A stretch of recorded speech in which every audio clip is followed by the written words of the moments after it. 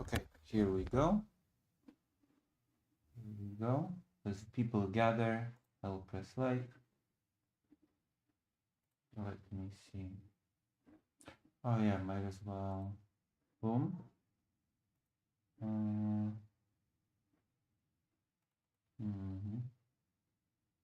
So switch A.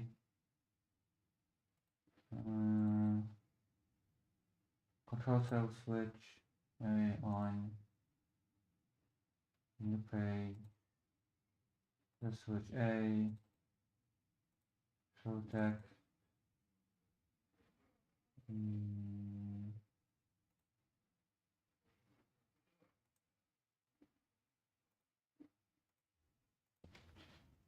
Lucy.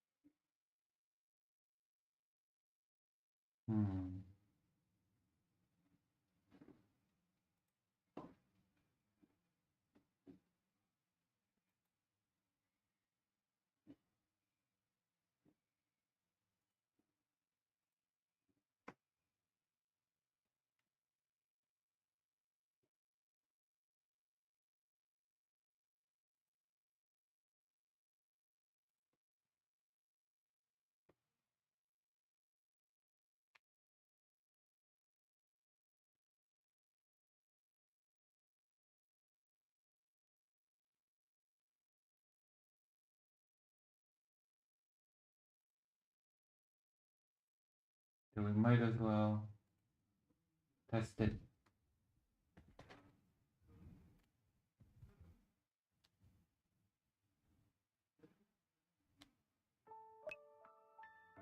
Oh, like that powder.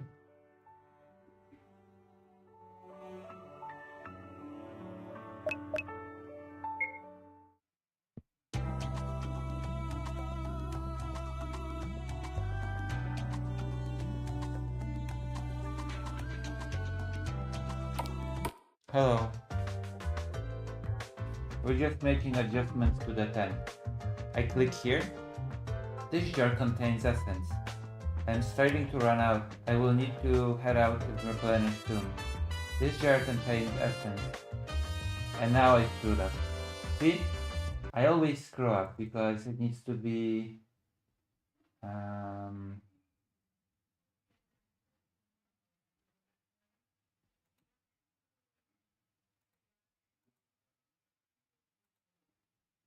there you go.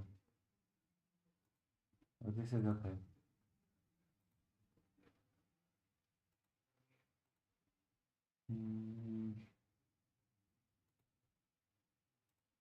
Yeah, here.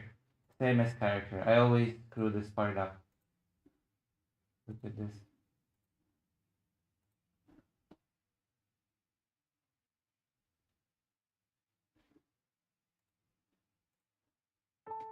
New game.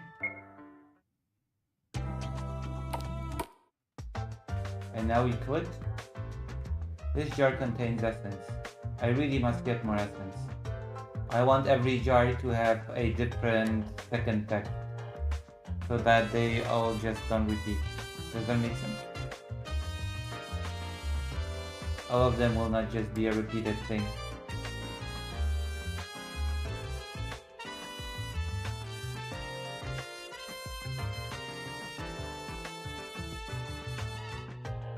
This jar contains essence, so we have to change these. We have to create the basement. And we have to create some interactability.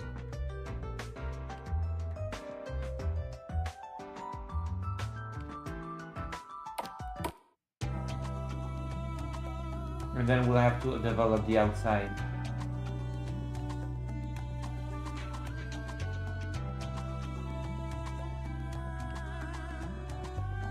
that's good. We're using self switches for these things.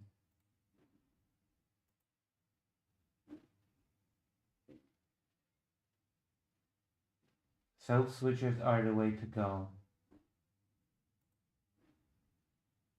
So we've done this.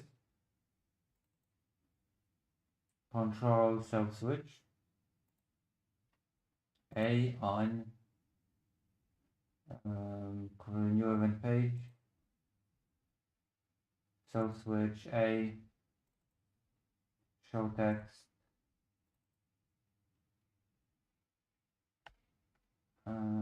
Lucy has a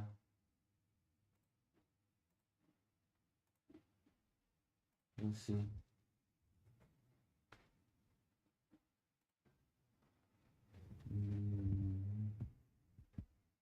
And we're just making dialogue up as along as we go, okay? What do you think, Inkub? What do you think of my process? Is it chaotic and crazy, like you would expect from me? What do you think?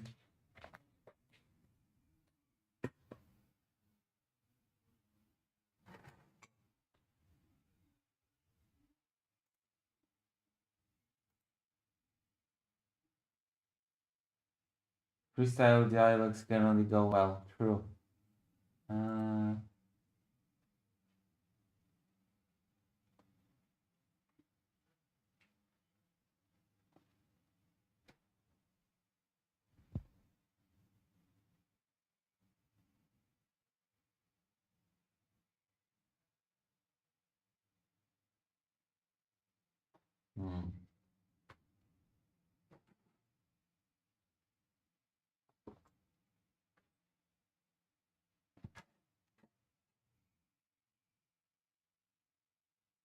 Let me think, actually.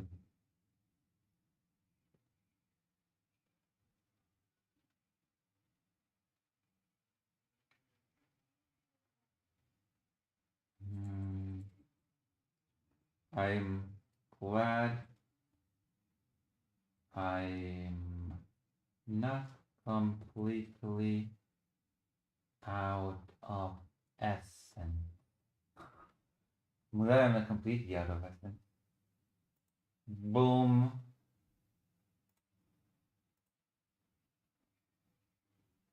Apply. Alright.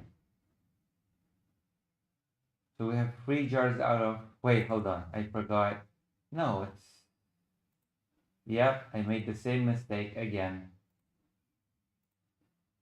But at least this time I caught myself in the act, so no damage was done. I'm gonna do 2 jars at once. Control self switches A, new event page, self switch A, show text.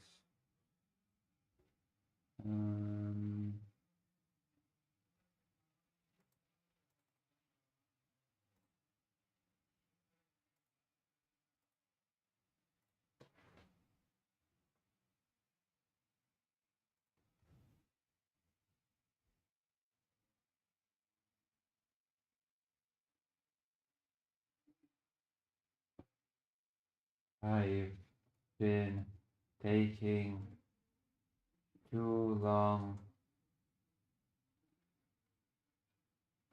to replenish. I've been taking too long to replenish.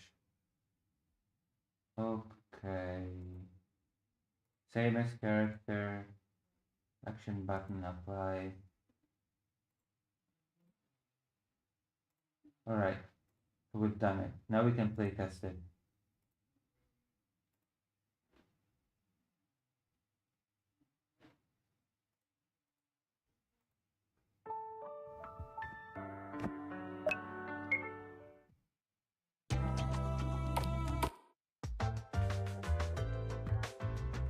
This jar contains essence. This jar contains essence. I really must get more essence. This jar contains essence. I'm glad I'm not completely out of essence. This jar contains essence. I've been taking too long to replenish. What do you think? Isn't it nice to have 4 different dialogues for each jar? Well, we got a different dialogue for each jar, is what I should be saying. Okay, so now we're going to turn off the preview and we're going to watch more tutorial. Because this is what you came here for, right? For the tutorial. A on. Then, when this event is repeated, it's going to be using the second page since self switch A is going to be turned on. And like I mentioned before, self switches are only for each individual event. So having this event self switch A turned on is not going to affect any of the self switches of any other events. Furthermore, it's not going to take up any of your global switch slots, so you can use as many of these as you like per each event. Well, not really, because if you notice, each event only has 4 self switches, A, B, C, and D. And now when we test it out in this game, and we talk to this person, they will give us some gold. And if you notice, we'll gain 100 gold in our inventory. But if we talk to them again, they're going to say, I have given you gold, and they're not going to increase our gold whatsoever. And that's because self-switch is now turned on for this event, so it's going to be using the second page instead of the first page. And that's really all for this tutorial. It's pretty simple actually, but at the same time, it's very important that you use this in order to restrict your events to performing a certain action at a certain period. Let's try out one more thing. Just as a demonstration as for how self-switches work and how eventing works altogether, let's actually make another thing that goes on right here. Let's turn self-switch B on at the end of this event. Now let's copy this event page and paste it and make page 3's event condition be B. So now what's going to happen is, we're going to start on page 1. It's going to turn self-switch A on, which is going to make it go to page 2. Page 2 is going to turn self-switch B on, which is going to go to page 3. And let's recall exactly why this happens. Remember, it's going to first check the condition of the highest numbered page. So page 3 is the highest number. It's going to check self-switch B and see that's going to be turned off. Next, it's going to check page 2. And it's going to notice that page 2's condition, which is going to be self-switch A is on, is also going to be false. So it's going to go to page 1. It's going to see it has no conditions, so it's going to use page 1. Next, after this event has completely finished running and self-switch A is turned on, it's going to go back to page 3, check page 3's condition again. If it's still self-switch B, which is false, it's going to go to page 2. But now, page 2's condition, which is if self-switch A is turned on, is not true. It's going to stop at page 2 and use page 2's event. Finally, after page 2 is run and self-switch B is turned on, it's going to go once start again from page 3, check to see if this condition is true, and since page 3's condition is true, it's going to do whatever's in here, which will say page 3 is here, so page 3 is here. And that's really how eventing works altogether. What we could do, actually, is go right here and turn self-switch A off. But this won't change a thing, because it's still going to start from page 3, and it's going to say, hey, self-switch B is turned on, so it's still going to go here, even if self-switch A is turned off. And that's really all there is. And that's all for this tutorial. If you enjoyed, please give this video a like, please subscribe, and ask any questions of anything you want to see in future beginner's tutorials. And that's all for now. Until next time, RPG Maker Tutorial end.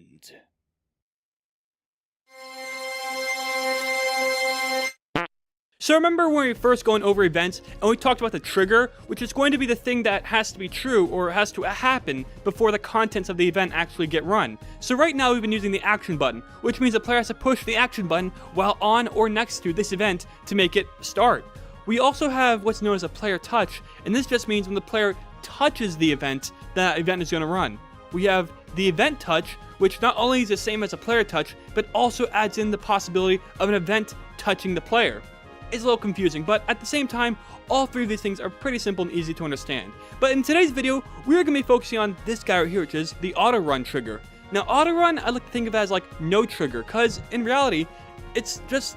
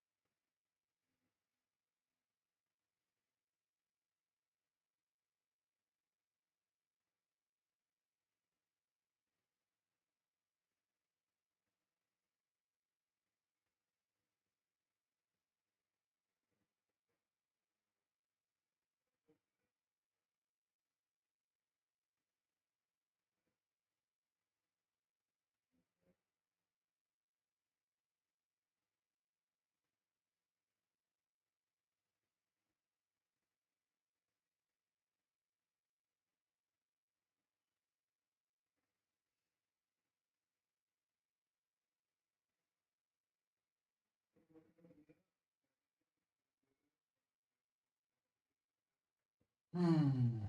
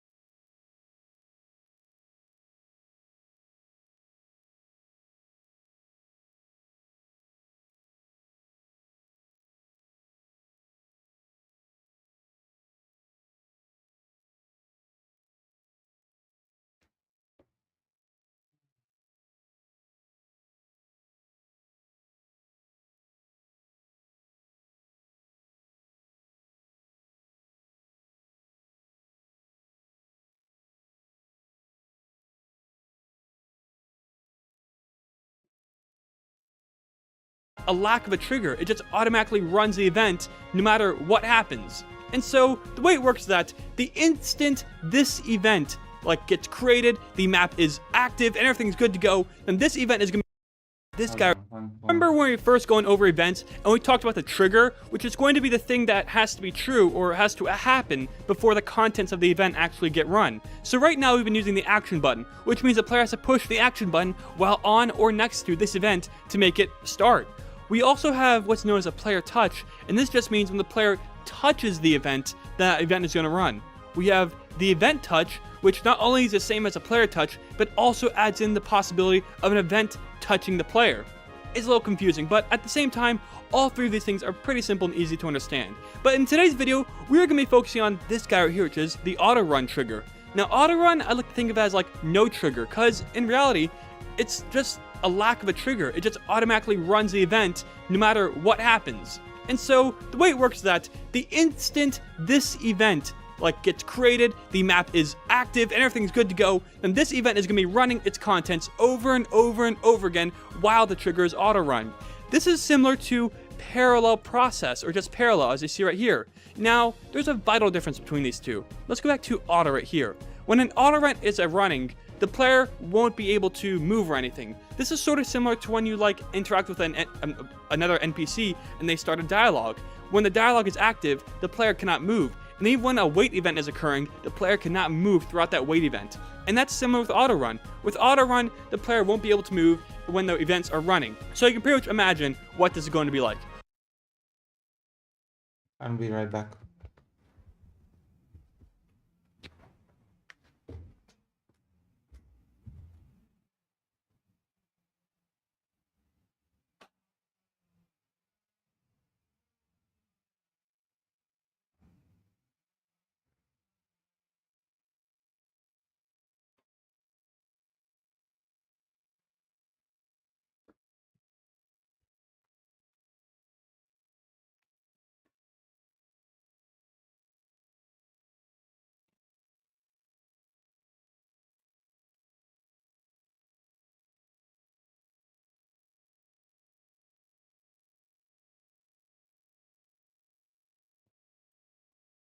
On the other hand, parallel trigger means that the events are going to be running in the background, but the player will be able to move. We'll worry about that later, but today's video, we're going to be focusing on auto run. Now to start off, as you see right here, I have this completely blank event. Auto run event is basically how you can create the intro event for your game. Like for example, I can create an event where the game starts with my character standing by the fire and talking to herself about some event or the other. This can be very useful. So we're gonna probably be creating an intro right now.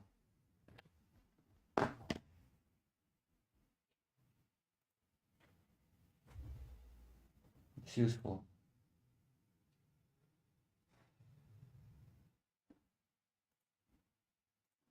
You can pretty much just stick this event wherever you want inside the room. I usually like to stick them in the top left corner, just so I have all my auto run events organized in one spot so I don't lose them on bigger maps or something. But anyway, let's go into our auto run event right here. As you can see, no image because we want just the event to run stuff and not actually have to be interactive with the player. So, doesn't matter the priority, doesn't matter all these options. In fact, none of this matters except for the contents and the trigger, which we've set to auto run. Switches. So let's do a very basic example. Let's show event. text and we'll say this is run because of auto run. Whoa, there we go, auto run. Yay, we did it. And so we'll hit OK, and we'll hit OK. And now when the player enters this room, that auto run event will continuously run. So let's walk into the house. Whoop, here we go. And when we walk into the house and the map starts, immediately our thing is going to run and say, this is a run because of the auto. Wow, that's a weird sentence. But anyway, let's click it. And once again, it's going to appear. No matter how many times we click this dialog box, it's going to continue onward because there's nothing stopping the event from immediately running over and over and over and over and over and over. Fortunately, if you watched the previous tutorial, you already know how to fix this. What we're going to do is we're going to create a new event at the very end of this, control self switch, turn self switch A on, then in a new event page, make the condition self switch A is on, but instead of having the trigger be auto run, it'll just be action button, so it doesn't actually affect the player at all, and it just sits there in the top corner doing absolutely nothing and doesn't affect the game at all. So now, when the auto run occurs, it's going to play this dialog once, then it's going to set auto switch A, did I say auto switch? I meant self switch A on, then it's going to go to page 2 and everything's going to be good to go. And this time, when we enter the house, we'll find that the dialogue runs once, but then after it's done, we can move around and we're good to go. Now, the real question is, what do we use this for? And the main answer is cutscenes that automatically run when a certain map starts. So let's get straight into that. So as you probably noticed, that room is pretty empty as you see right here. So let's make it so when the player enters this room for the first time, they go around and make a mention on how empty this real entire house is really. So it's gonna be pretty simple. If you recall from one of the previous tutorials, we can use the movement route thing right here to set a movement route for the player or an NPC. So we'll set player, move up a couple times, then we'll have them wait for a couple frames, so like wait maybe 10 frames, then they'll turn to the left, to wait another 10 frames, or maybe 15. 14, okay, why not? Turn right, wait another 14 frames, this is important to keep it like a good pace. Then they'll turn back up again, and wait another, say, 15 frames. Or 14. Anyway, once they're done moving around, it'll wait because we have this wait trigger right here. So wait for completion, so it's gonna wait for all that to finish.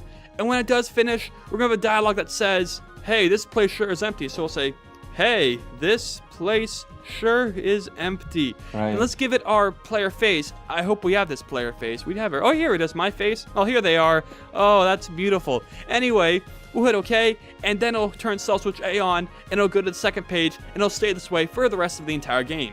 And now, once we enter the house, what will happen is the player will first walk up, I'm not controlling anything, they'll look around a bit, and then they'll say, hey, this place sure is empty, and then we'll be free to go. Even if we leave the house and come back, it'll actually not run the cutscene again, because that event's Stealth Switch will be permanently set to on. Which is very interesting, because many actual professional games don't have that kind of thing. And there are actually fully published games where you can trigger an event many times in a row if you enter a certain part of the area where you're in. I've seen games where you can just trigger events over and over and over again just by just walking in a spot.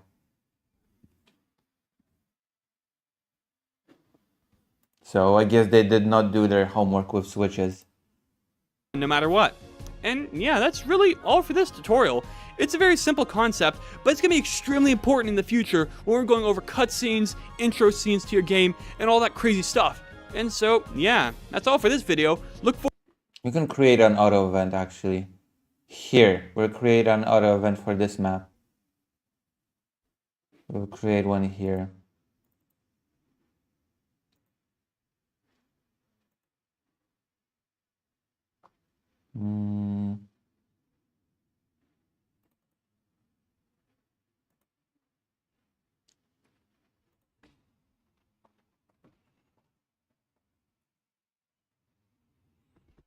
Home sweet home. Lucy.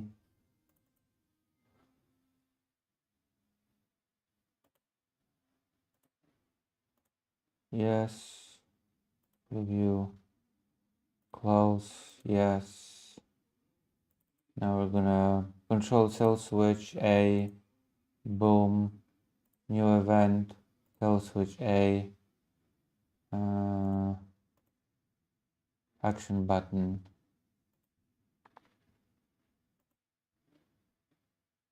Right? So now this should happen and we should be able to see a nice elegant event appear.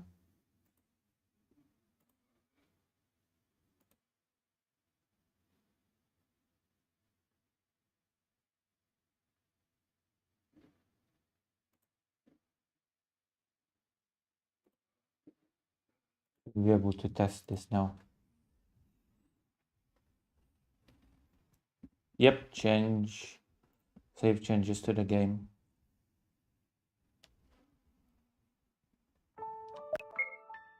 Okay, look.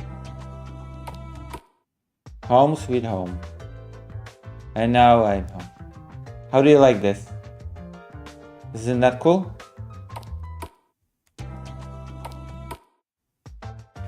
It ended so it doesn't repeat anymore. But when we first entered, she was like home sweet home.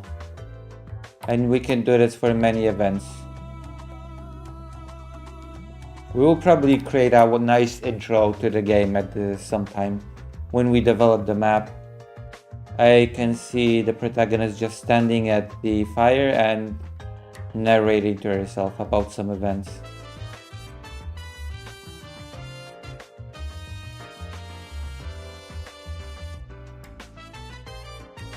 And then we'll also be drawing some assets for this game on stream once I get my pen back.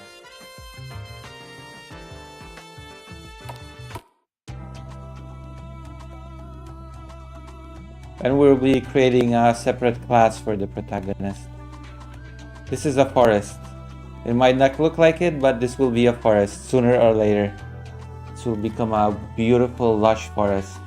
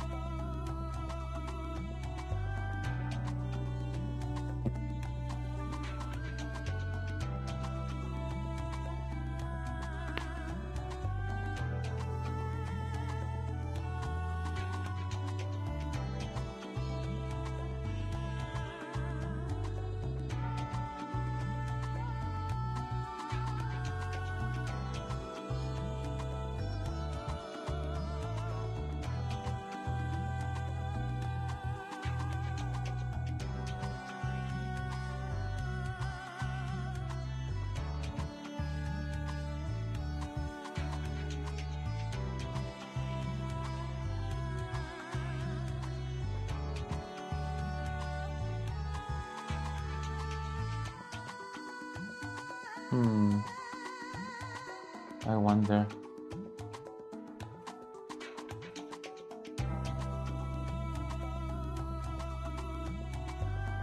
Yeah, I'm gonna have to do some magic later.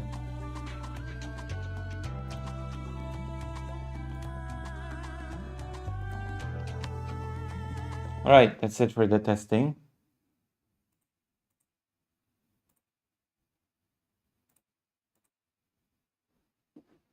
And now we can continue.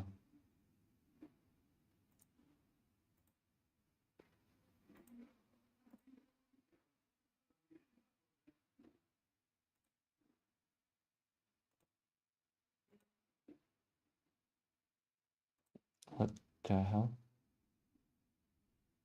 Okay. Forward to more tutorials in the future, and yeah, please give this video a like and subscribe, and comment below what you may want to see in the future beginner's tutorial.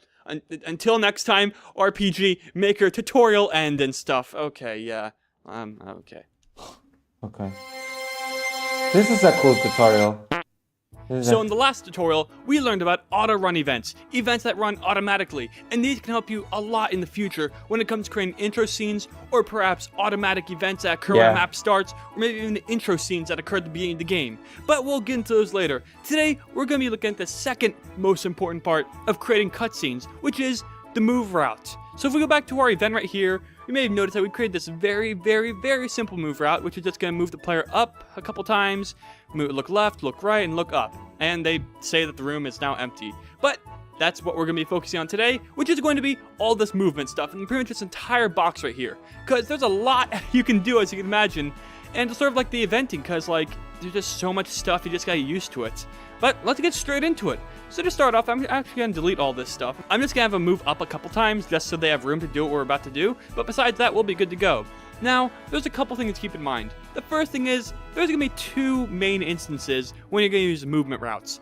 The first one's going to be actually We're using also going to add movement to our event, I think. I want to add some movement. Alright, we're going to use this. We're going to reuse this right away when we learn it. This is this kind of learning curve where we're just going to implement everything that we learn right away. Event right here to make something move, like the player. But if you recall from a previous tutorial, we can also make NPCs customize routes by using a custom route, then selecting route, then doing all this stuff right here. So for example, we can do like down, down, left, left, up, up, right, right, and they'll move in that exact pattern. Now, I want you to focus on something right here, these two guys, repeat movements and skip if cannot move. We're going to be focusing on these guys because they're pretty important. Repeat movements, as you can probably guess, that means this person can continuously repeat these movements for as long as they can. Anyway, the second one is going to be skip if cannot move, which is going to mean everything's going to be skipped if it cannot move. So for example, if this person tries to move up and they can't move up, it's going to go down to the next one. If they still can't move up, they're going to go down to the next one. And if they can move right, they're going to move right. And that's pretty much how skip if cannot move will work. So now, as you can see, our NPC right there is moving in the route we specified, which is down, down, left, left, up, up, then right, right. Of course, I can see they're going pretty slow because the frequency is pretty slow, the speed is pretty slow. It's all like really medium, to be honest. And yeah, as you can expect, it's not going to be going that fast. But anyway, we're not going to be focusing on that anyway, because in most games, characters move a lot slower, by the way. On everything else. Move lower left, move lower right, upper left, upper right. Those are going to be diagonal movements. As you can probably guess, they're just going to move diagonally when doing so. Move at random, they're going to move at a random direction, which could be up, down, left, or right. Move toward player, if this is used in an event, this will mean the actual event will move towards a tile that's closer to the player. And of course, the opposite would be move away from player. One step forward would be a step forward in the direction they're looking. So if they're looking up, they're going to move up. If they're looking down, they're going to move down. And of course, step backward is going to be the opposite. So if they're looking up, they're going to move down. If they're looking left, they're going to move right. Jump is a little crazy. It's the thing that lets you jump to a certain position with the actual jump animation occurring. We'll get into that later. But next is wait, which of course is going to wait a certain amount of frames. So if we did something like wait 10 frames, whoa, I hit jump instead of wait. But if we did wait and we did 10 frames, that will make it so this thing will pause for 10 frames. That's actually an interesting thing. Can you create jumping mechanics in RPG Maker MZ?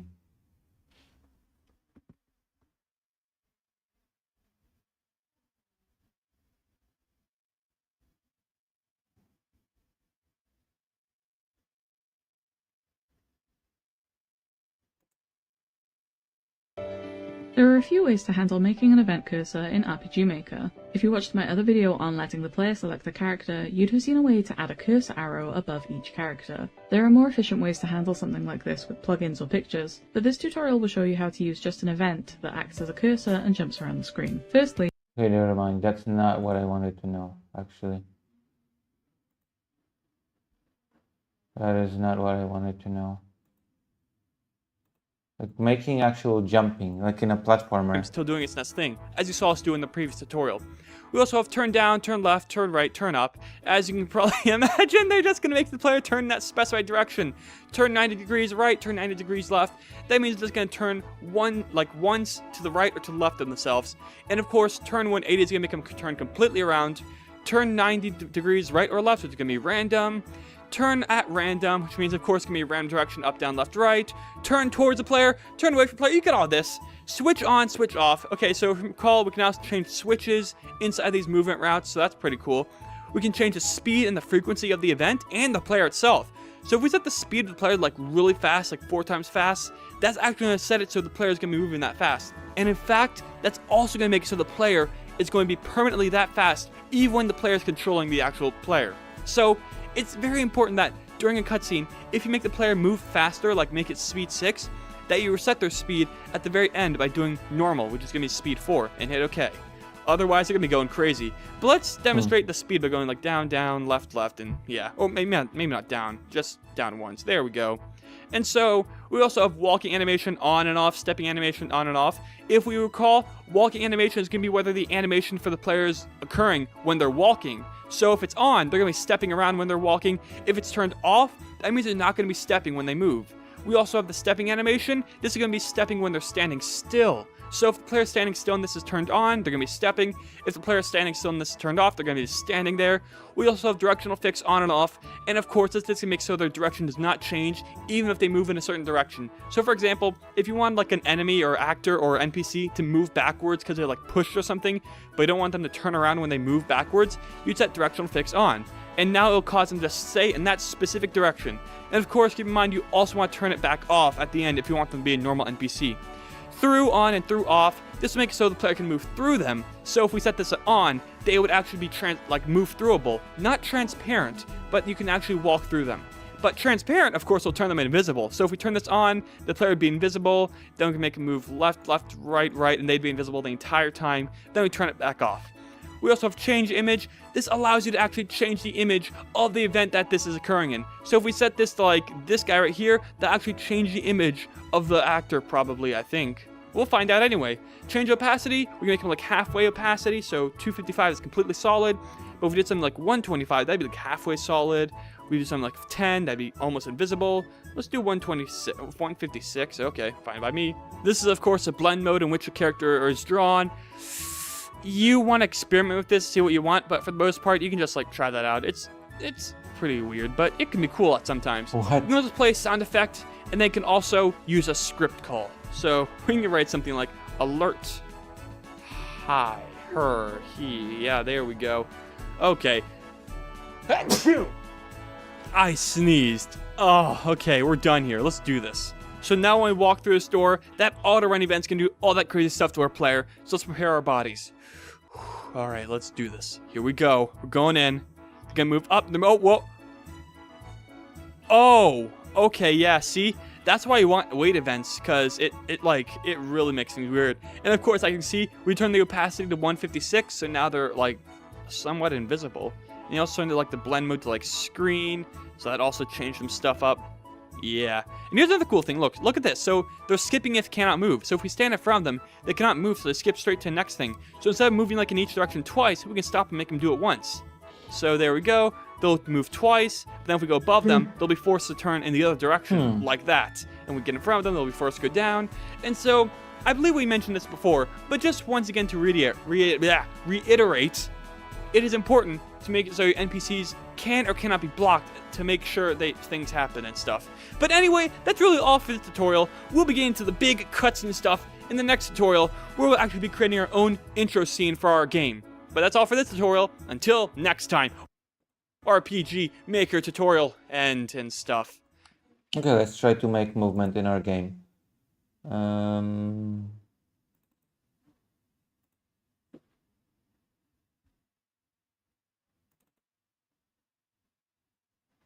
Movement.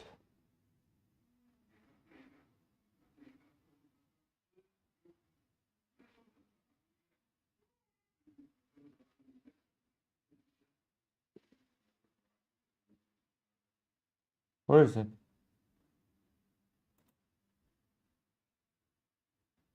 There we go.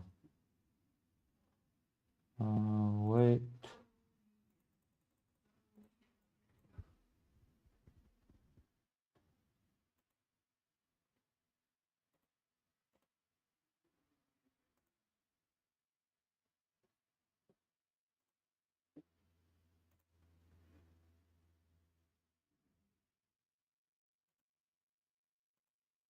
Okay, yeah, gonna test it out.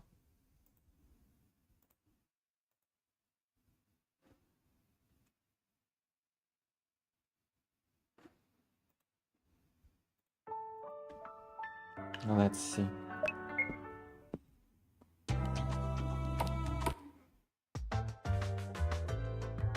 How do you like this? How do you like them apples? That worked. Did you see? Let's try it again.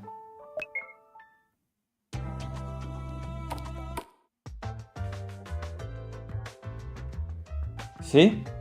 Nice, huh? Our game is taking shape. One last try.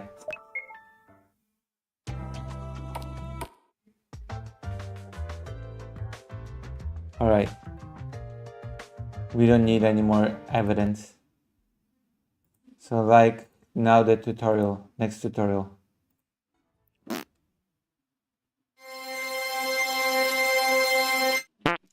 Now when it comes to RPGs, there is typically two types of intros. Like the more cutscene intro where you introduce the characters or maybe foreshadow some sort of future event. And the more abstract intro where like it's just a black screen, sort of like this right here, and where some unnamed narrator is going to explain what's going on and perhaps even include some character creation for your character.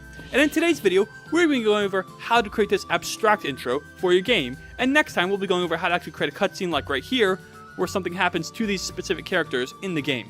So let's get straight into this.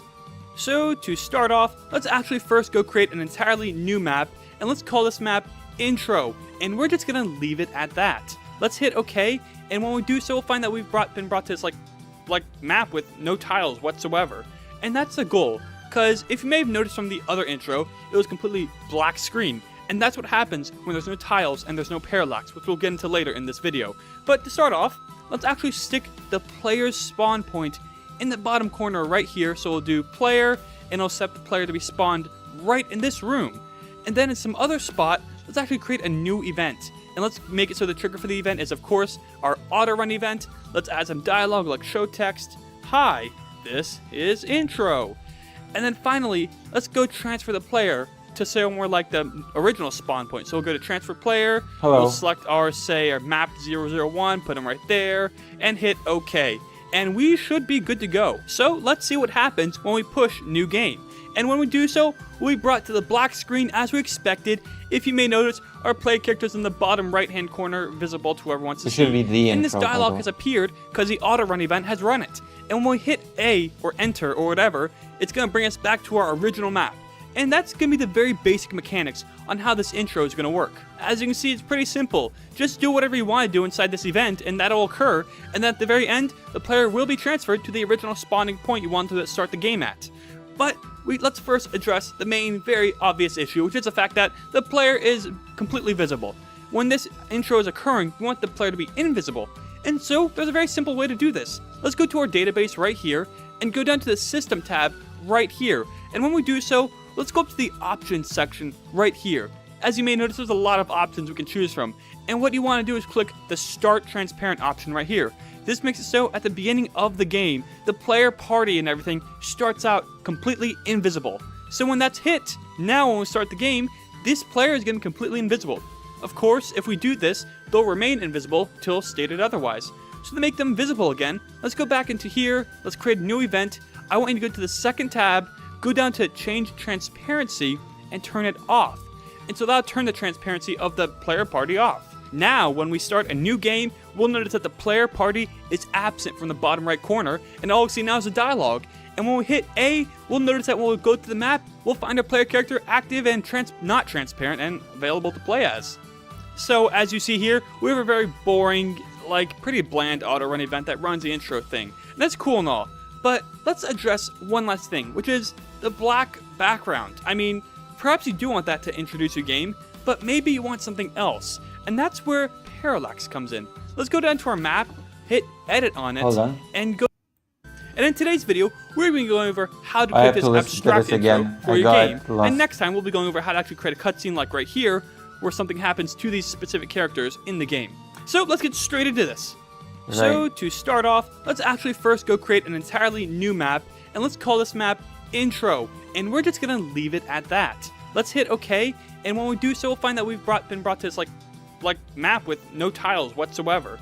And that's the goal, because if you may have noticed from the other intro, it was completely black screen. And that's what happens when there's no tiles and there's no parallax, which we'll get into later in this video. But to start off, let's actually stick the player's spawn point in the bottom corner right here. So we'll do player, and it'll set the player to be spawned right in this room. And then in some other spot, let's actually create a new event.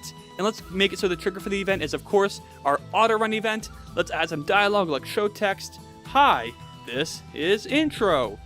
And then finally, let's go transfer the player to somewhere like the original spawn point. So we'll go to transfer player, we'll select our map 001, put them right there, and hit OK. And we should be good to go. So let's see what happens when we push new game. And when we do so, we'll be brought to the black screen as we expected. If you may notice, our play characters in the bottom right hand corner visible to whoever wants to see. And this dialog has appeared because the auto run event has run it. And when we hit A or enter or whatever, it's going to bring us back to our original map. And that's going to be the very basic mechanics on how this intro is going to work. As you can see, it's pretty simple. Just do whatever you want to do inside this event, and that'll occur, and then at the very end, the player will be transferred to the original spawning point you want to start the game at. But let's first address the main, very obvious issue, which is the fact that the player is completely visible. When this intro is occurring, we want the player to be invisible. And so, there's a very simple way to do this. Let's go to our database right here, and go down to the System tab right here. And when we do so, let's go up to the options section right here. As you may notice, there's a lot of options we can choose from. And what you want to do is click the Start Transparent option right here. This makes it so at the beginning of the game, the player party and everything starts out completely invisible. So when that's hit, now when we start the game, this player is going to be completely invisible. Of course, if we do this, they'll remain invisible till stated otherwise. So to make them visible again, let's go back into here, let's create a new event. I want you to go to the second tab, go down to Change Transparency, and turn it off. And so that'll turn the transparency of the player party off. Now, when we start a new game, we'll notice that the player party is absent from the bottom right corner, and all we see now is a dialogue. And when we hit A, we'll notice that when we go to the map, we'll find our player character active and not transparent and available to play as.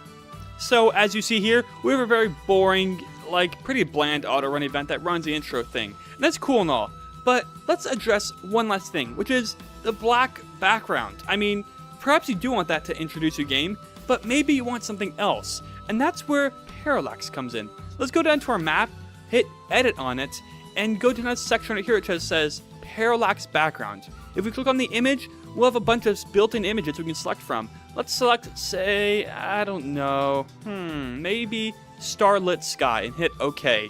And now what's going to happen is this background is going to be over top any transparent or lack of visible tiles things. So pretty much what I'm saying is, as you see now, there's going to be a complete background for this map. And if we go and we could draw stuff on it if we were making another different type of map, but we want this map to be completely empty, so we're just going to remove that. And if we go back to this map, we'll notice that we also have options for looping. So we could select loop horizontal for maybe 3 speed, scroll, whatever, and hit OK. And now this is going to scroll in the background. So now when we start our game, we'll have the same thing, but only this slightly better looking parallax background scrolling in the back, so making things a lot more prettier to look at for our abstract intro. And besides this, there are actually many other options we have in terms of actually customizing or detailing our abstract intro, such as showing pictures, which we'll get into the future tutorial. But for now, this is really all you need to know. You can make all these dialogues. Perhaps you want to add choices like doing show choice right here. Perhaps you want to input a name by doing the input name, which you'll find in the third tab right here where it says name input processing. Select an actor you want name to be input to and select the maximum amount of characters selected, and you can input a name. It's really that simple. And that's really all for this tutorial. If you enjoyed, please consider giving this video a thumbs up. Tomorrow, or whenever the next tutorial is, we'll do a tutorial on how to actually do an actual intro that affects the actual main game part right here. Where the actors will be moving, we'll be doing stuff, it'll be crazy, it'll be amazing. I hope you can hardly wait until next time RPG Maker tutorial end. That was excellent, wasn't it? We'll have to create an intro. So last time, we created this intro right here, which is going to be the abstract intro. And so you know what's going to happen here. We're going to go through all this, yeah, blah, blah, choose a name, whatever. But then the important part is what we're doing today, which is the more cutscene-ish intro, which is going to have a cutscene that plays at the beginning of your game after the abstract intro if you choose to use it or not use it.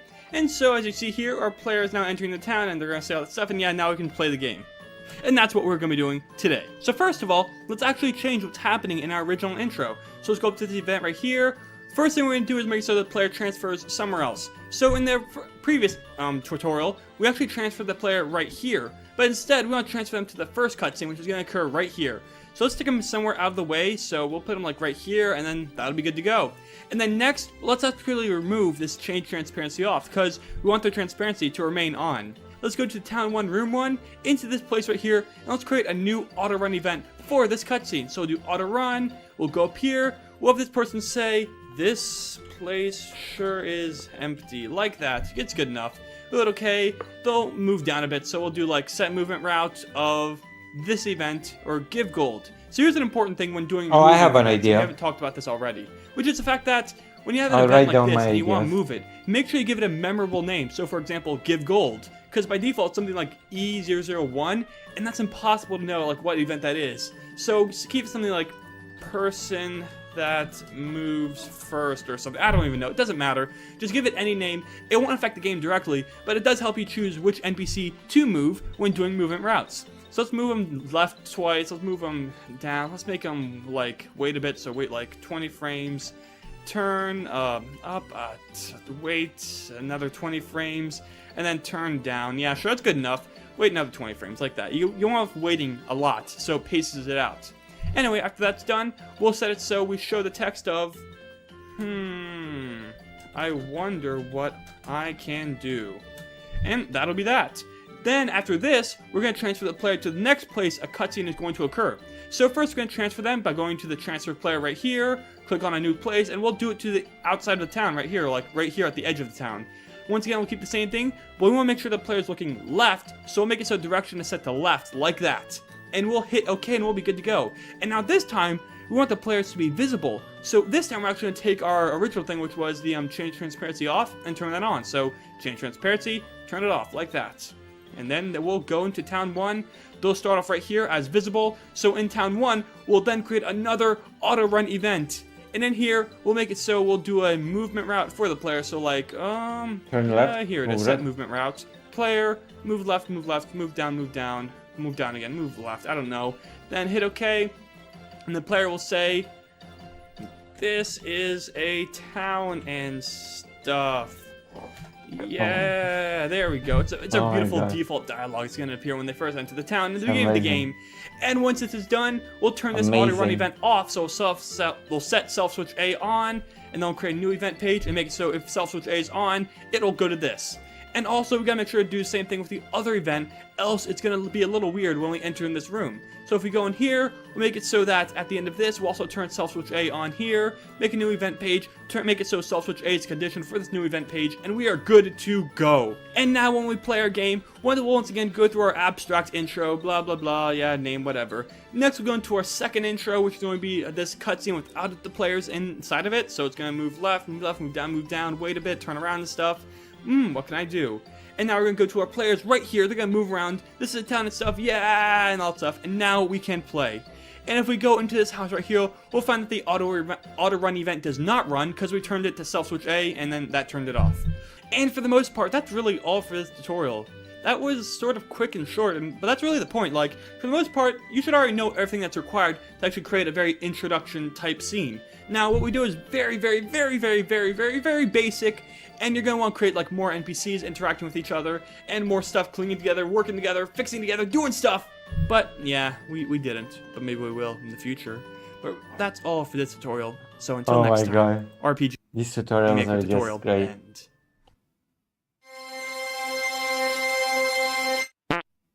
So the good news is, vehicles are actually really easy to set up and use. To do so, just go straight into your database and then go into the System tab. And here's where you can actually set the spawn point and the images used for the vehicles. So as you see right here, we have 3 vehicles. Alright.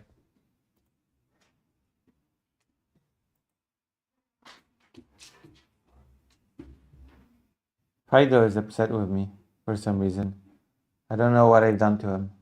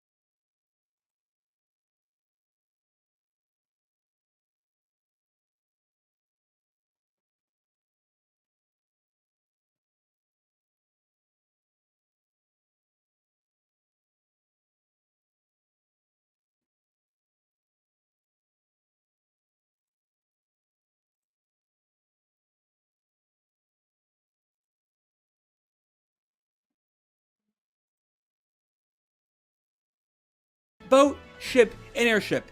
But let's slow down for a bit. Let's actually talk about what each of these three vehicles do. So to start off, boat lets you go in water, and then specifically in shallow waters. Ship lets you go into deep waters, and then airship will pretty much allow you to fly anywhere throughout the entire world and land pretty much anywhere that has land on it. And yeah, so as you can imagine, these actually represent how early on the player should actually obtain one of these like vehicles. So for example, you want to give the player something like the boat very early on, so they have a certain limited amount of place they can travel. Next, you'll give them the ship later, so they'll have more area to travel. Okay, we're gonna stop this for today.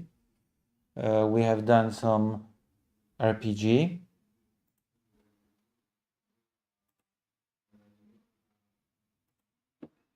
I guess we're gonna turn off the RPG Maker and play some Resident Evil.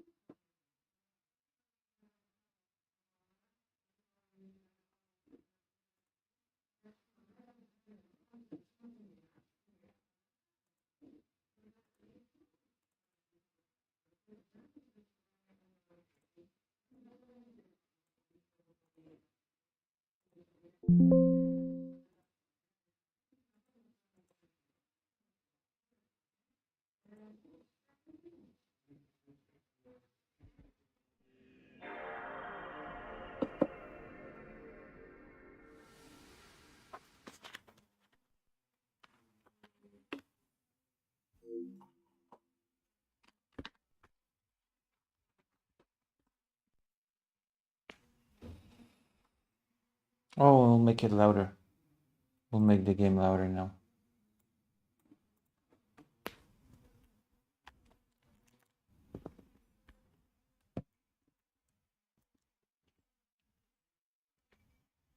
I just saw on Twitter today an opinion that if you have never played the first 3 original Resident Evil games, then you cannot call yourself a real Resident Evil fan.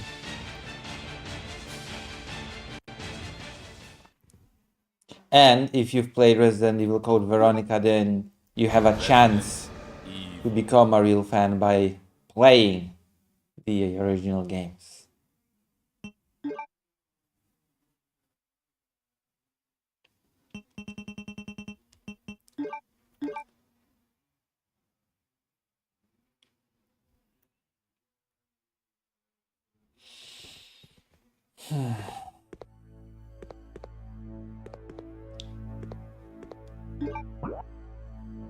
Oh, where were we? Ah, yeah, I remember now. Do I have any healing items? Nope.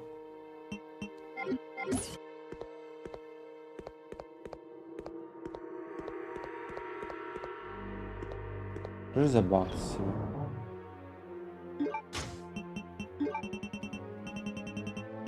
Huh. So, what do I...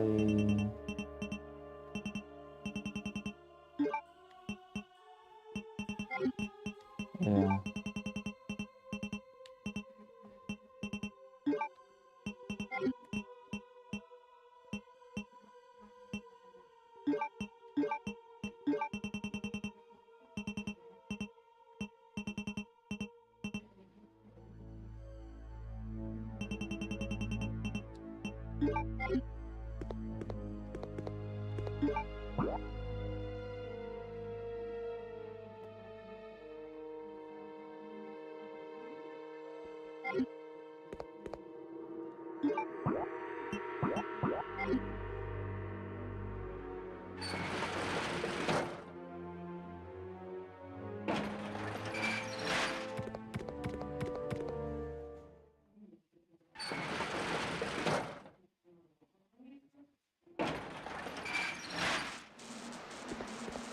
Okay.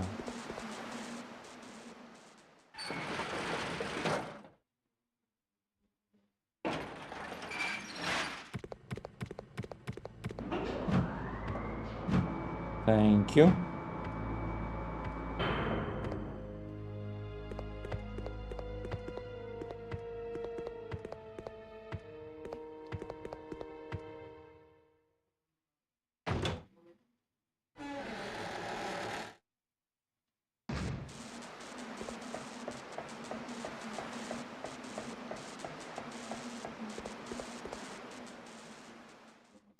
I wonder if the shotgun is missable in this game.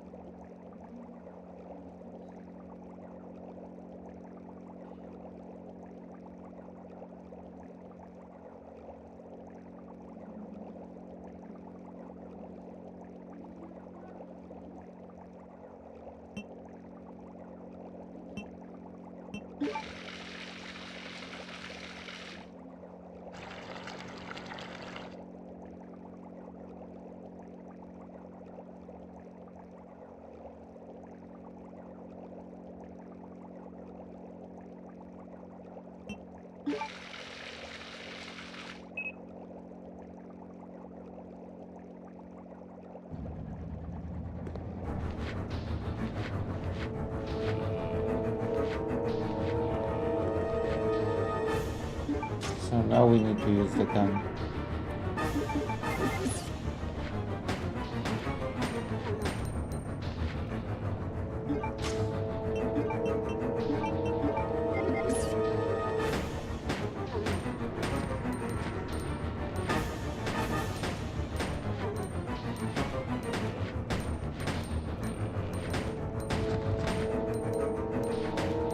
The video died? Wait, what video died?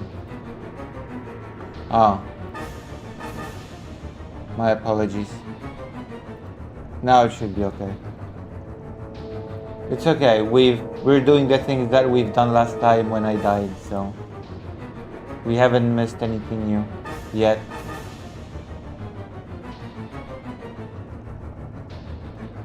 Just in time, huh? Kept you waiting, huh?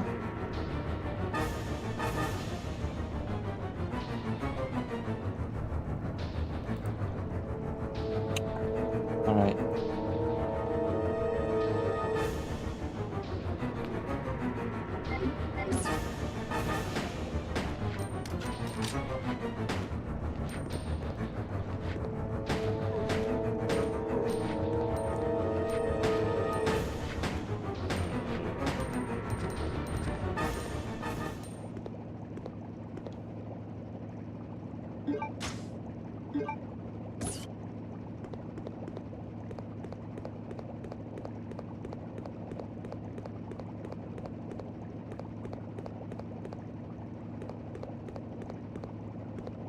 Yeah, that's right. Why? We're still playing Code Veronica, of course.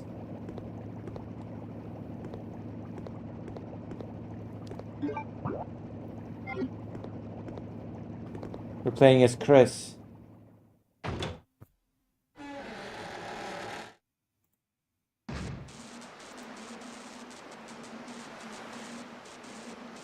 Oh. Yeah. I've been playing for a few streams. We've finished the initial Claire segment, and now we're playing as Chris.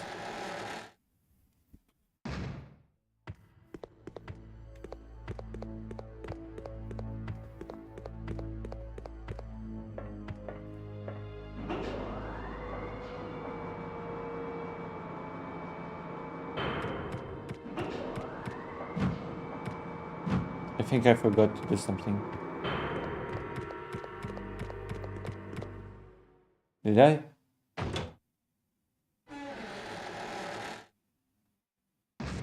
Yeah, I did. See, at least I caught myself, and I knew that I forgot to do this.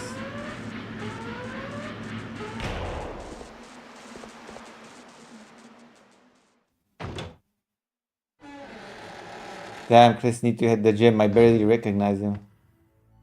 Look how frail he is. That's the original Chris. The Chris that looks like Tom Hanks. Not the hot Chris from Resident Evil 5.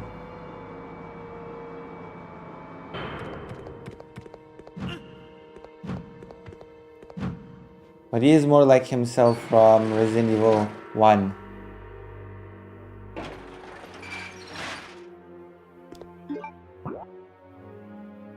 Oops. Wrong place.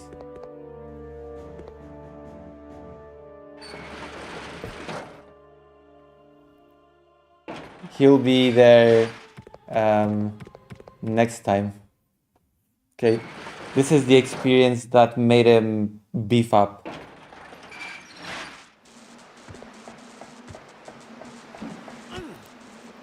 Oh my god. This is what killed me last time, by the way. This jumping motherfucker.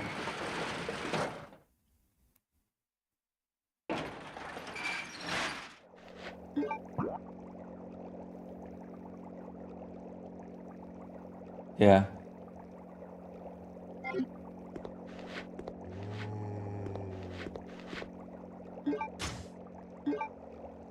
Actually, the residents are not evil. They're morally neutral.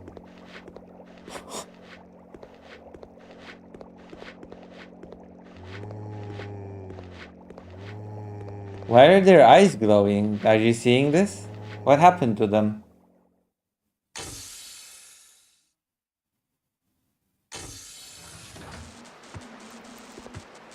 Oh my god.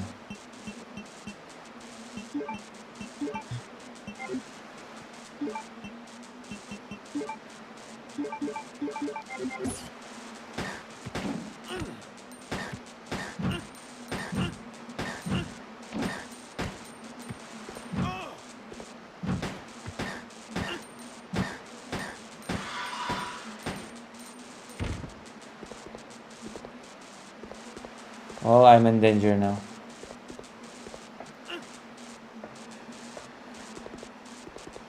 Oh, right.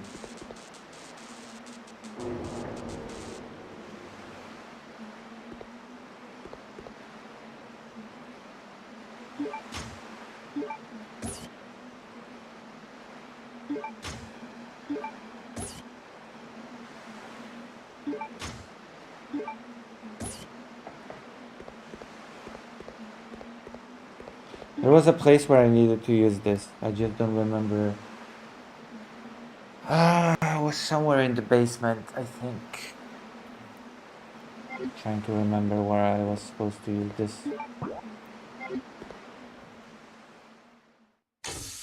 I don't have any herbs.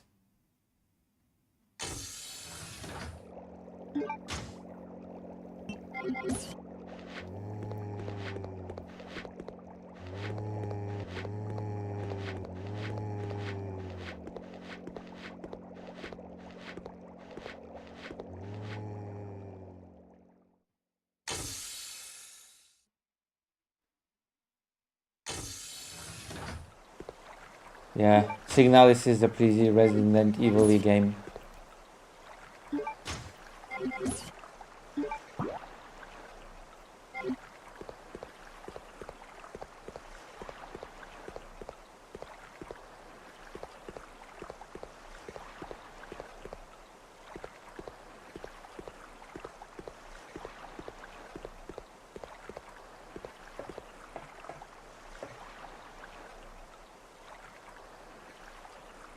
Uh-oh.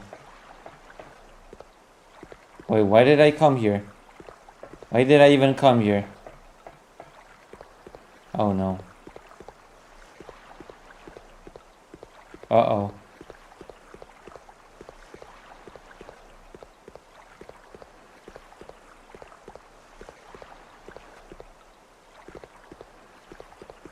Yeah.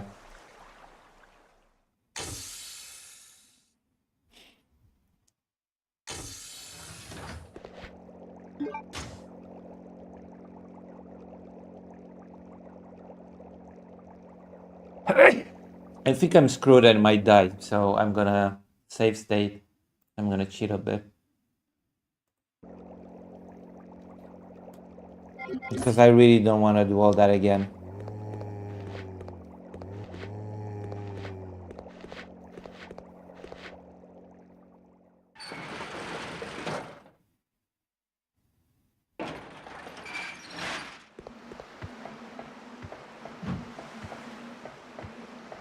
Please let me survive.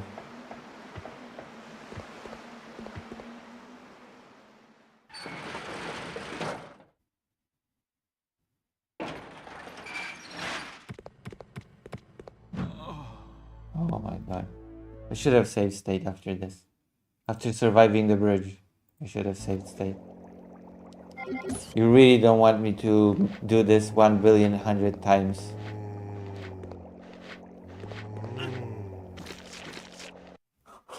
Yeah. You really don't want to see me do this 1,000,000,000 times.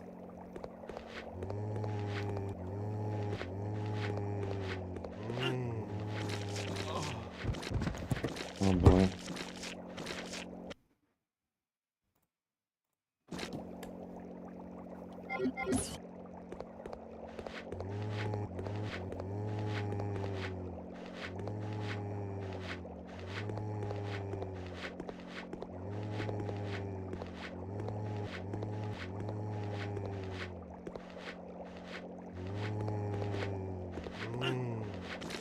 This is annoying. How did I avoid this zombie the first time?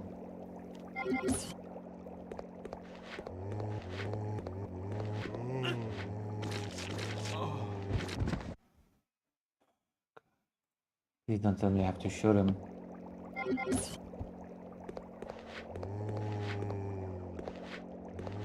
No, I don't. Okay.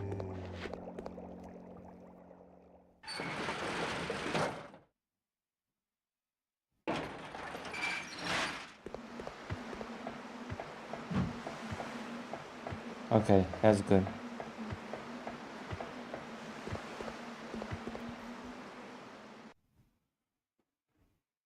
Once I survive this, it's smooth sailing. Trust me.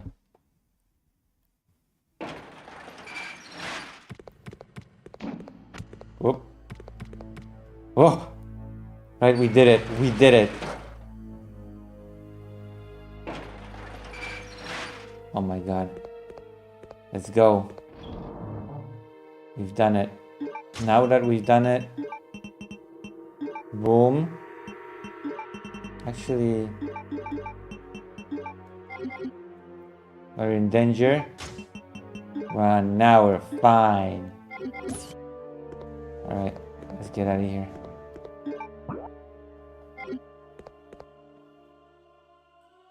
We are sexy, you know?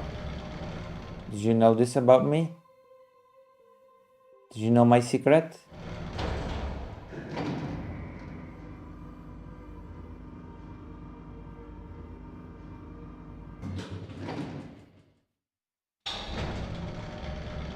I don't know why I'm feeling very tired. I had not been sleeping well. I'm always woken up.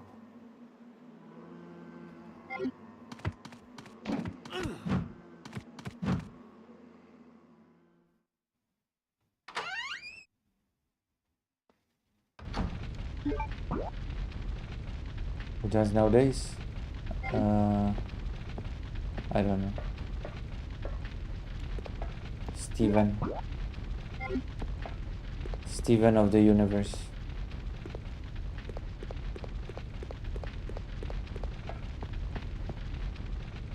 Whoa.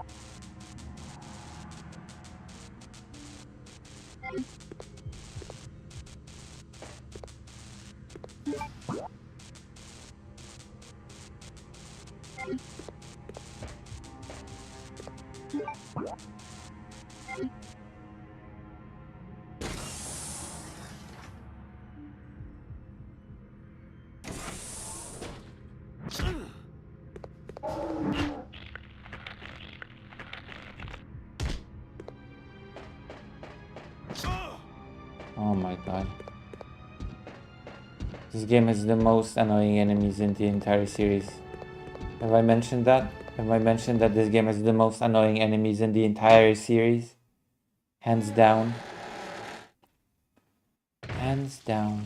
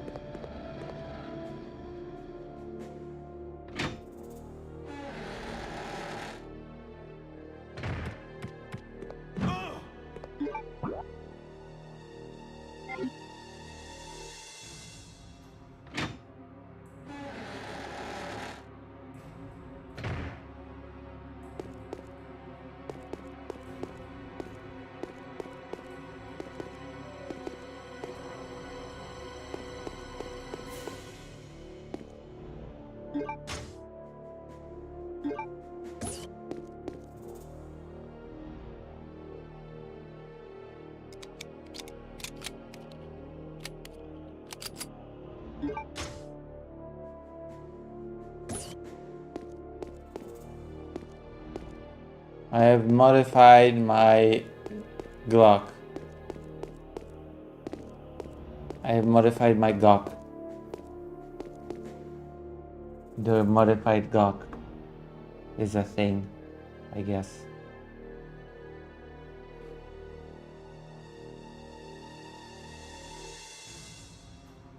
You know?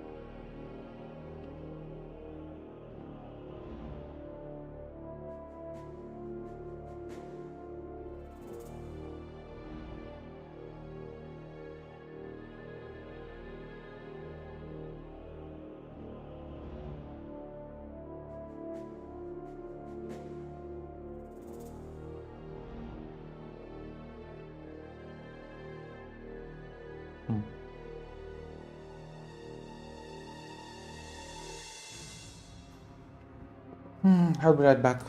Toilet time.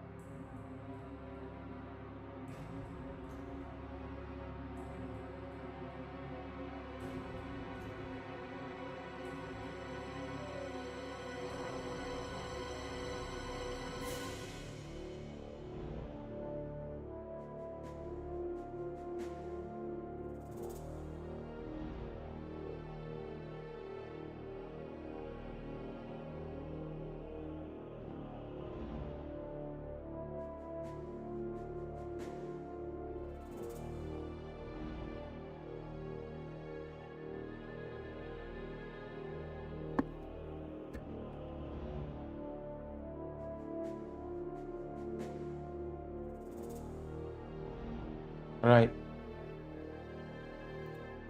Oh my goodness. I'm gonna cheat again. This game encourages cheating. Look, it's Busho. Busho is here. Do you know who is Busho? Hold on. Yeah, we have to run. We have to run like the swift wind.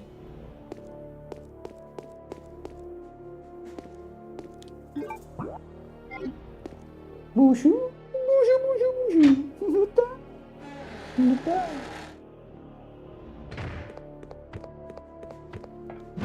Uh-oh. This was so stupid that I refused to accept it. I refuse to accept this outcome, okay? Yeah, that's my nickname for Fido. Bushu, Bushu, Bushu. He accepts it.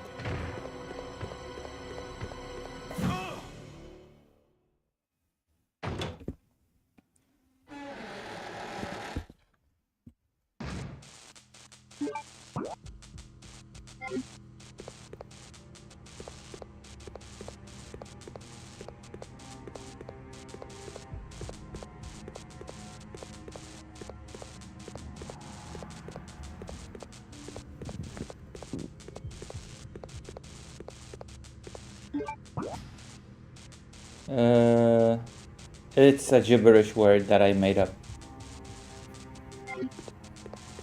Oh, it's a gibberish word.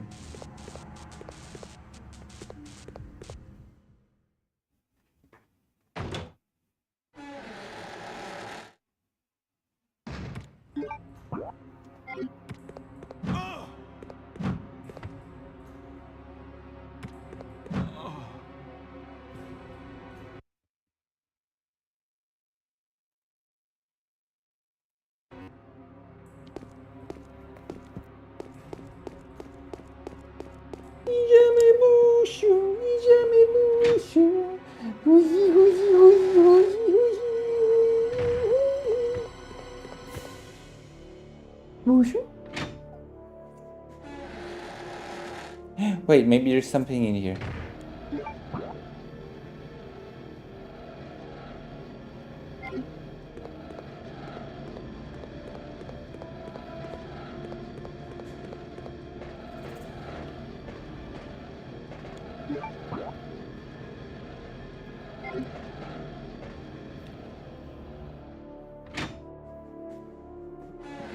Okay, we've got the thing.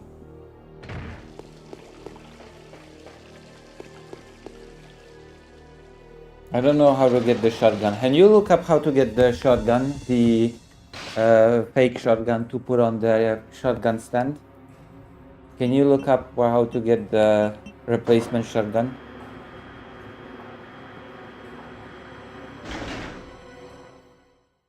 Or are you not into that kind of kink?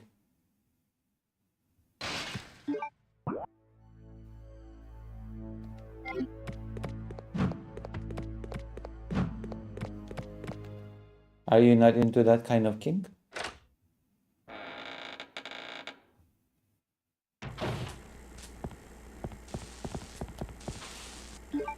How to get the replacement shotgun?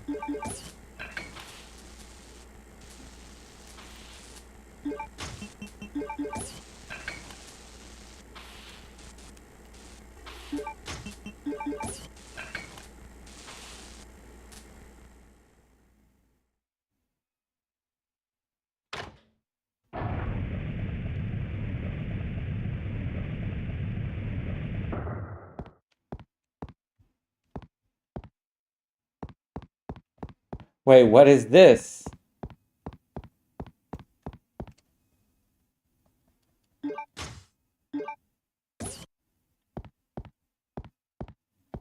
Okay, I'll look it up myself. Okay.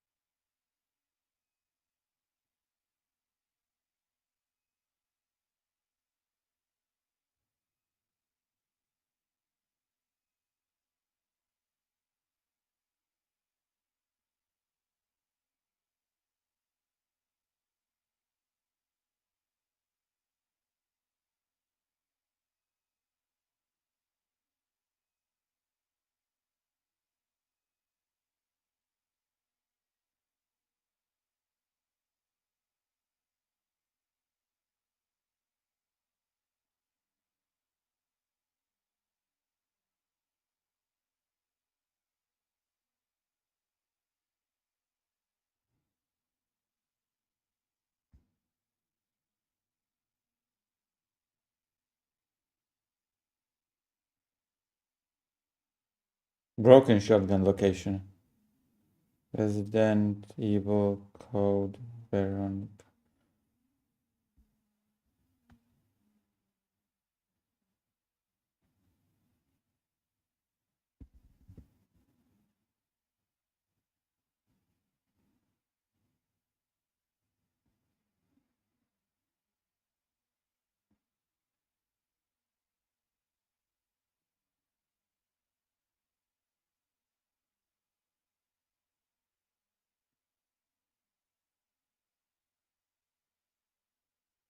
Wait, hold on. Something's wrong.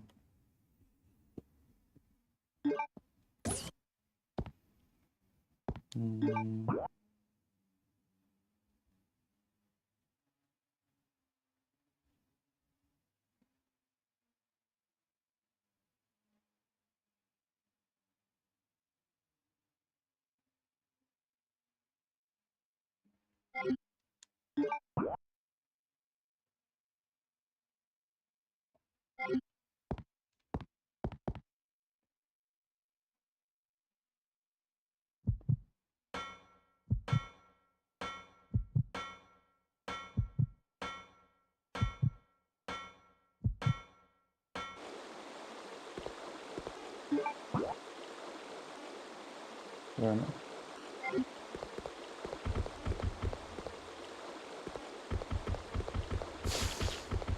Oh.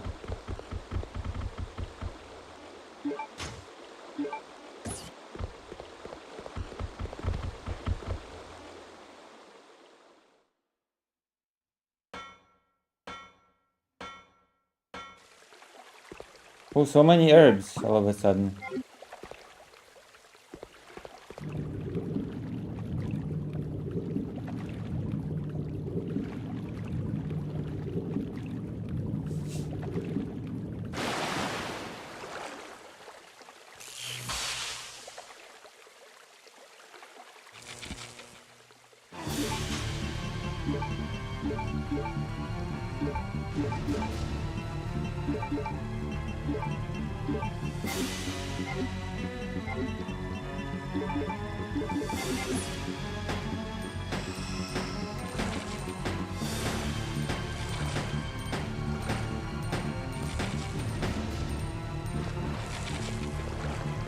I don't even know if I'm hitting this enemy or not.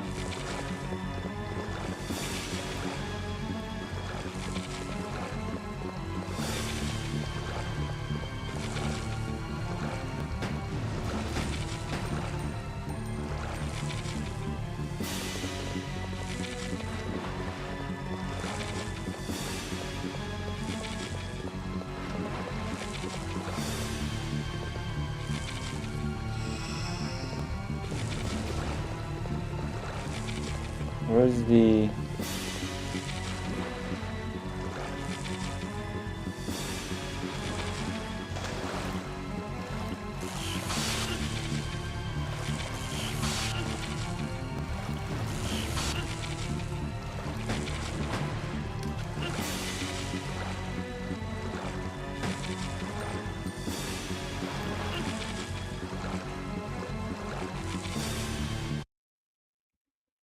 Okay. I see how it is.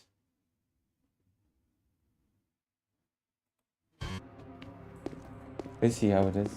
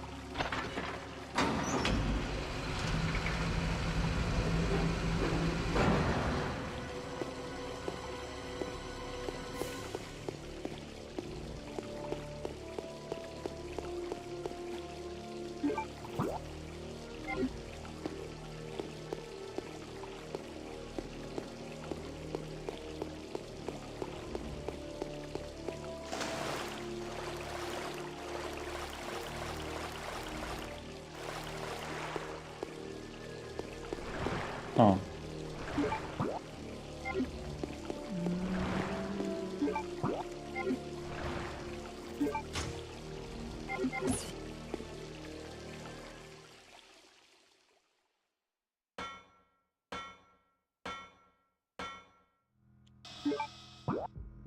Oh.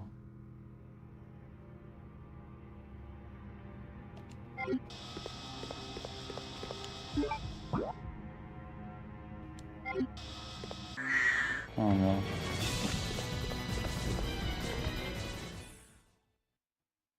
Oh no.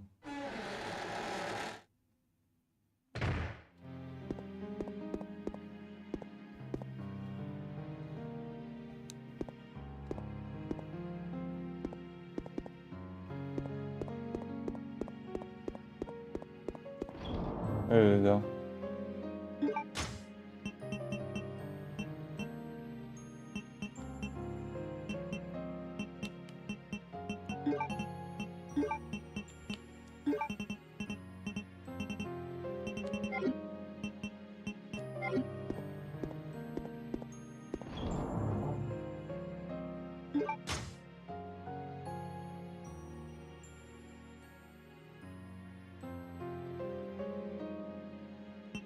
Mm.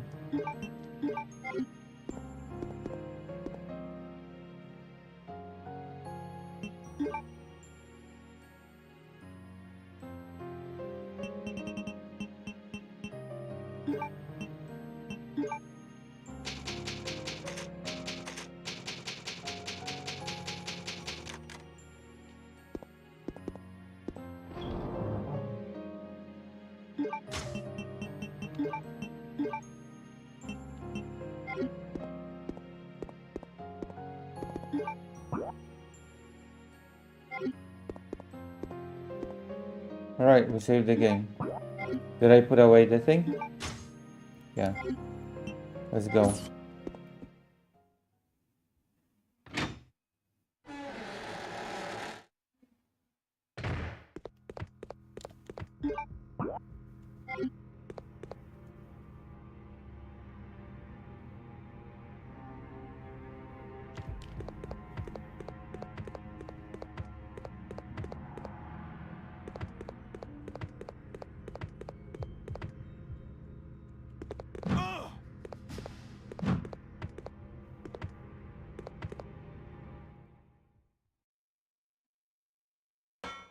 Now I get it.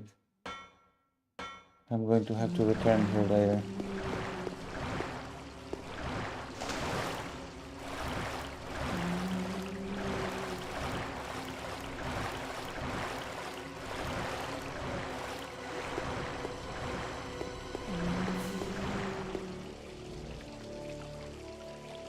So that's how I get the shot. Okay, makes sense.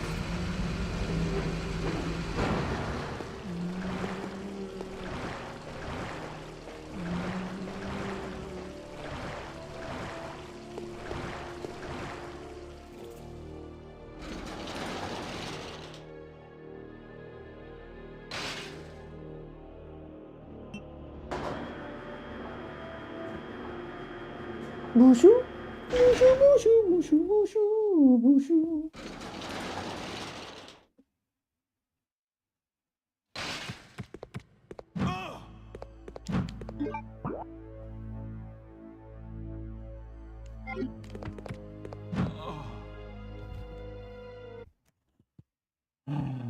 Oh my god. I made a mistake with the shotgun. I don't need it right now. But it's good to know, considering that we need to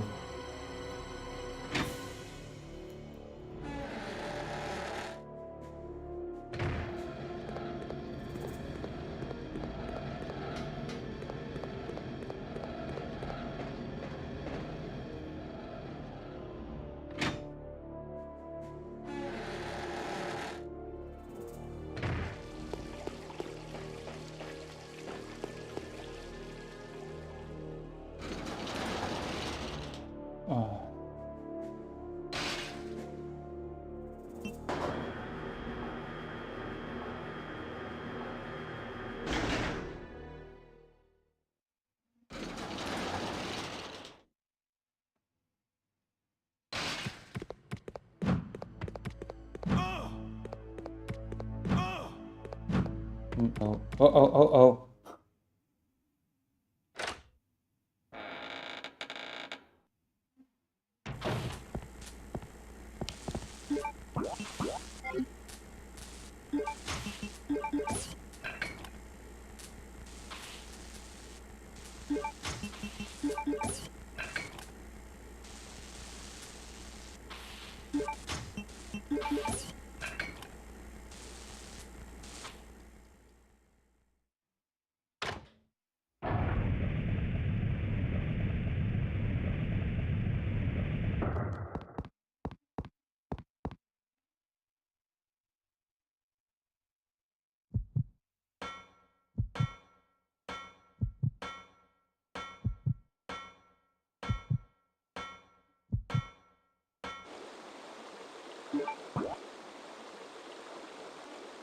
Oh.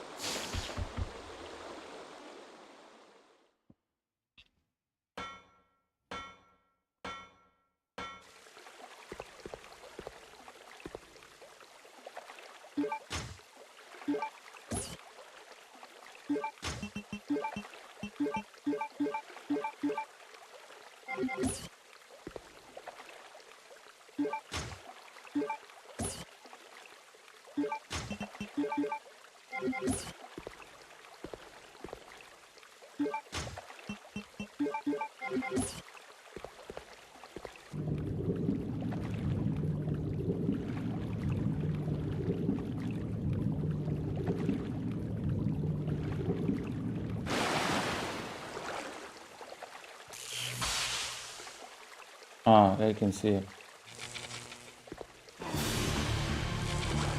Yeah, I see it now. Should I just run in and quickly grab it?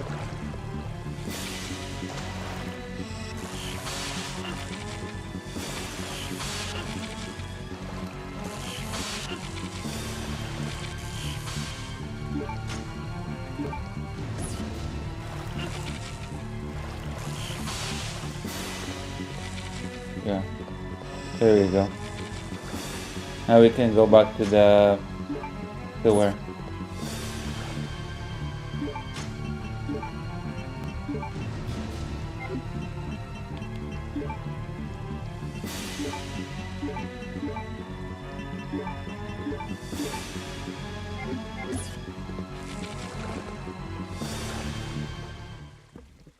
Yeah, we got real clarity.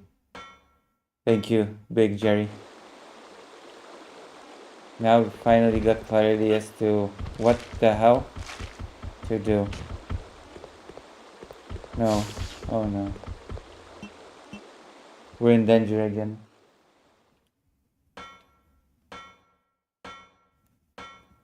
Everybody's still here, right? Or anybody? Big Jerry is still here, but anybody else? Oh! Oh, shotgun.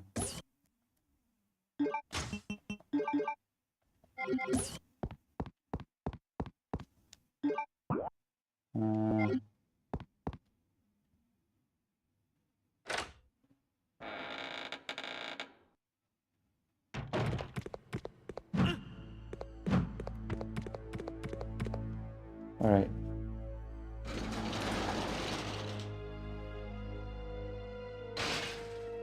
Now we can get the shotgun.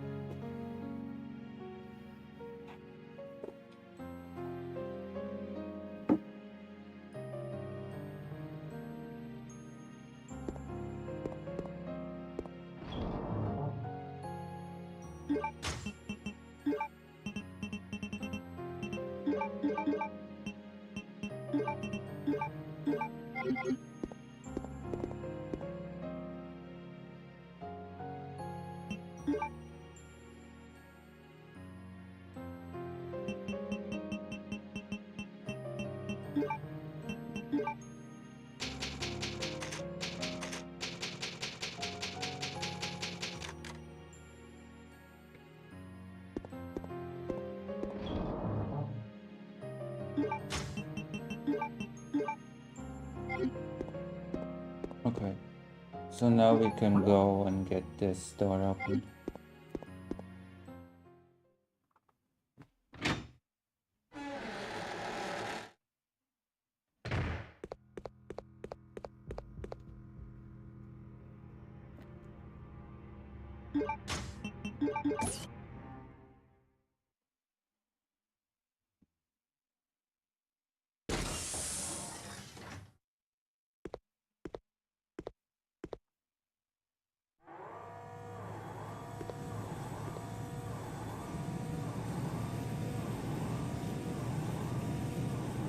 Hold on, Claire.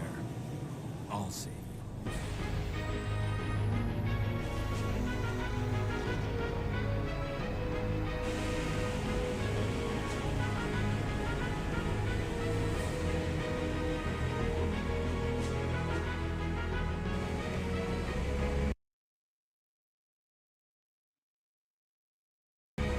Oh. That was glitchy. That was not nice.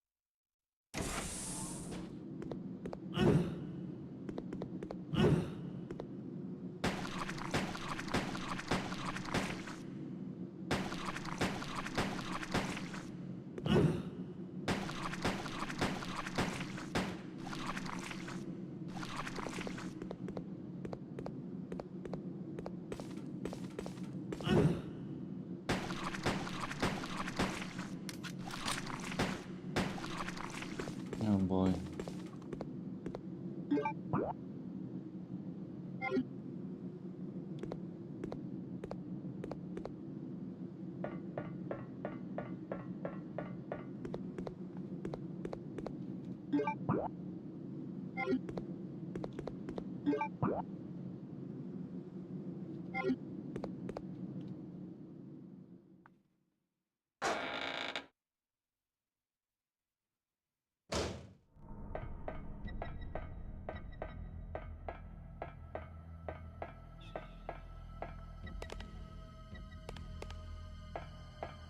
What is this giant thing below the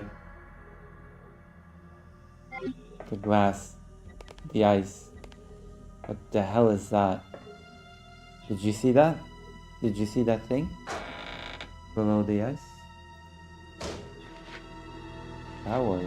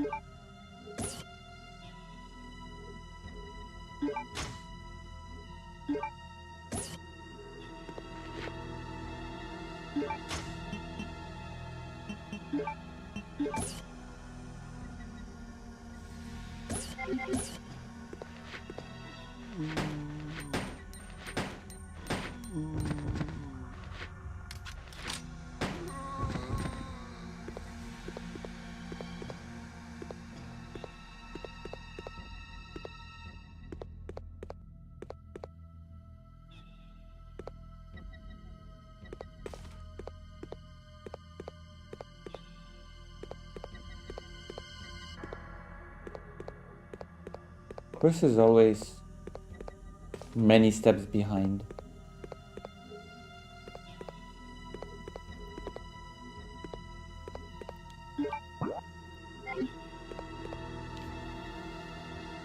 Did you notice?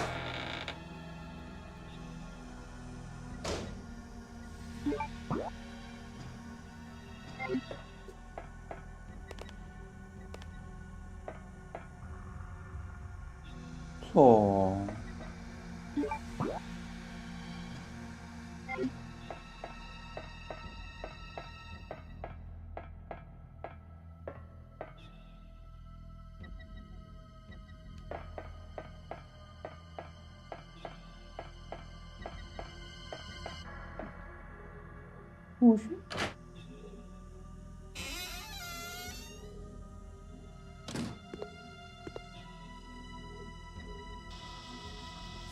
What? He's here?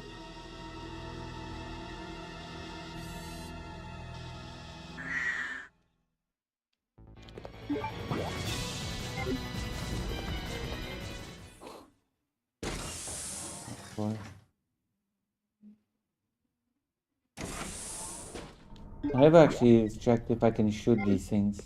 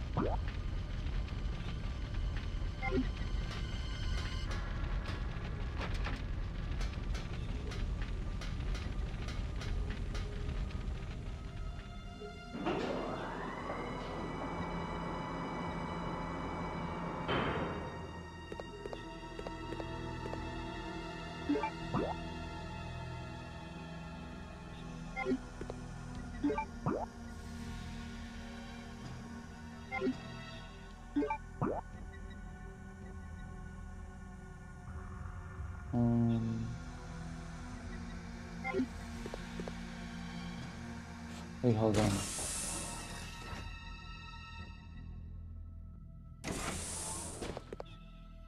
I'm making a mistake.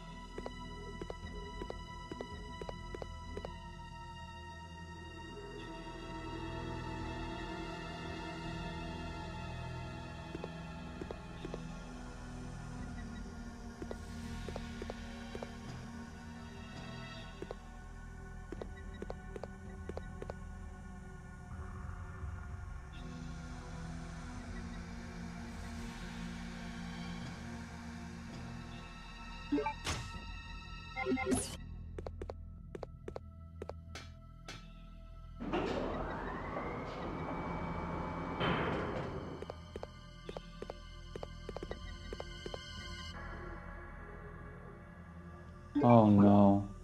I don't have the... I think I have it on Claire. Oh my god. This is so annoying.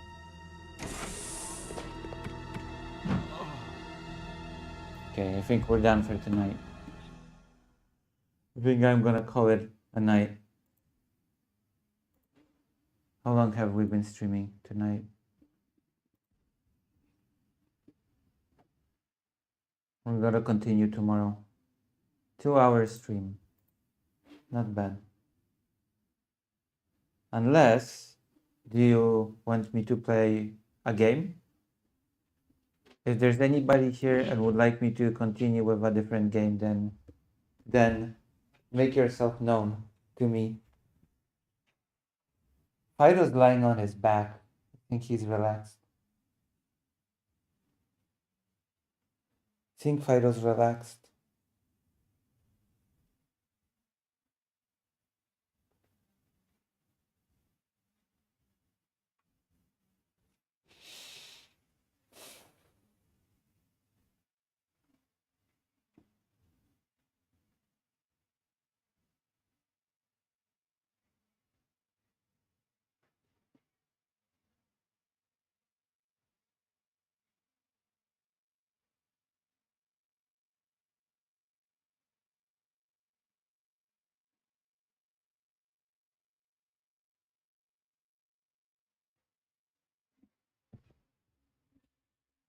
Alright, I guess today is a slow. So I'm gonna end it tonight. I guess. I'll see you all tomorrow. Bye bye.